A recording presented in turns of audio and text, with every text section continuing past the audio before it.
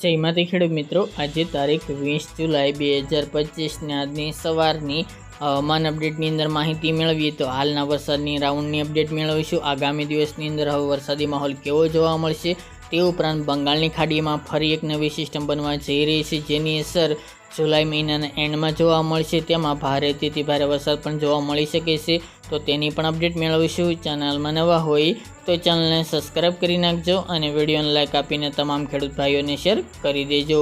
સૌથી પહેલાં મિત્રો વાત કરીએ તો ગુજરાતની અંદર ગઈકાલના રોજમાં અનેક વિસ્તારની અંદર હળવા મધ્યમ તો અમુક જગ્યાએ ભારે ઝાપટા જોવા મળ્યા હતા। 1-2 વિસ્તારની અંદર 3 ઇંચ સુધીના પણ વરસાદો ખાબક્યા હતા, પરંતુ આજે મિત્રો 20 તારીખ છે, આગામી 21 તારીખ સુધી વરસાદનું જોર જોવા મળશે, પરંતુ આજથી વરસાદની ગતિવિધિ થોડી ઓછી જોવા મળે તેવી સંભાવના રહેલી છે। પરંતુ ઉત્તર ગુજરાતના ભાગો, કચ્છના ભાગો અને સૌરાષ્ટ્રના અમુક વિસ્તારની અંદર હળવા સામાન્ય રેડા ઝાપટા તો એકલ દોકલ વિસ્તારની અંદર મધ્યમ વરસાદ આજે પણ જોવા મળે તેવી સંભાવના રહેલી છે, જેમની અંદર સાબરકાંઠા, બનાસકાંઠાનો વિસ્તાર, થરાદ, વાવ, પાટણ, મહેસાણા આ વિસ્તારની અંદર વરસાદની સંભાવના છે, તેમજ કચ્છના રાપર, અંજાર, ભુજ, ભચાઉ, અડેસર સહિતના ભાગો, સૌરાષ્ટ્રની અંદર સુરેન્દ્રનગર છે, રાજકોટ, જામનગર, દ્વારકા અને મોરબી જેવા જિલ્લાઓની અંદર વરસાદની સંભાવના દેખાઈ રહી છે। બાકીના વિસ્તારની અંદર વરાપનો રાઉન્ડ જોવા મળશે।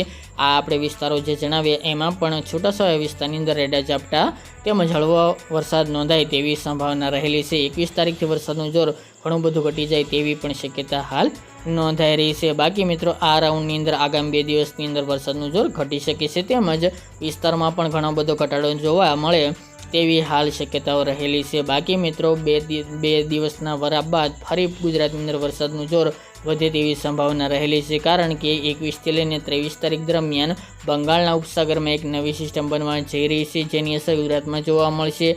હાલ સિસ્ટમ 21થી લઈને 23 આસપાસ બની શકે છે, તેમજ મિત્રો તેનો રૂટ હાલ તો ગુજરાત સુધી આવવાનો દેખાઈ રહ્યો છે। હાલ કોઈ ફેરફાર ન થાય તો ગુજરાતની અંદર આ સિસ્ટમ ભારે વરસાદ લાવી શકે છે। હાલના ટ્રેક પ્રમાણે આ સિસ્ટમ ગુજરાતમાંથી પસાર થવાની છે અને ઘણી મજબૂત બનવાની છે, જેના કારણે ગુજરાતમાં ભારે વરસાદો નોંધાઈ શકે છે। વરસાદની શરૂઆત આમ જોવા જઈએ તો 25 તારીખથી જોવા મળશે વિધિવત રીતે, અને જુલાઈની 31 તારીખ સુધી વરસાદી માહોલ છવાયેલો ગુજરાતમાં જોવા મળે તેવી સંભાવના રહેલી છે। હાલ સિસ્ટમ કઈ દિશામાં આગળ વધે છે તે જોવાનું રહ્યું। બાકી ગુજરાતના મધ્ય ભાગમાંથી પસાર થશે તો ગુજરાતના સાર્વત્રિક વરસાદનો રાઉન્ડ જોવા મળી શકે છે। બાકી થોડી ઉપરથી પસાર થાય તો ઉત્તર ગુજરાત અને મધ્ય પૂર્વના ભાગોની અંદર ભારે વરસાદો લાવી શકે છે। હાલના વેધર મોડેલ પ્રમાણે સમગ્ર ગુજરાતની અંદર સાર્વત્રિક વરસાદનો રાઉન્ડ 25થી લઈને 30 તારીખ દરમિયાન જોવા મળે તેવું હાલ જોવા મળી રહ્યું છે। હાલ સિસ્ટમ ગુજરાત સુધી પહોંચે નહીં ત્યાં સુધી ક્યાં ભારેથી અતિ ભારે વરસાદો નોંધાશે તે આગામી દિવસમાં જણાશે। બાકી દરરોજ અપડેટ આપતા રહીશું।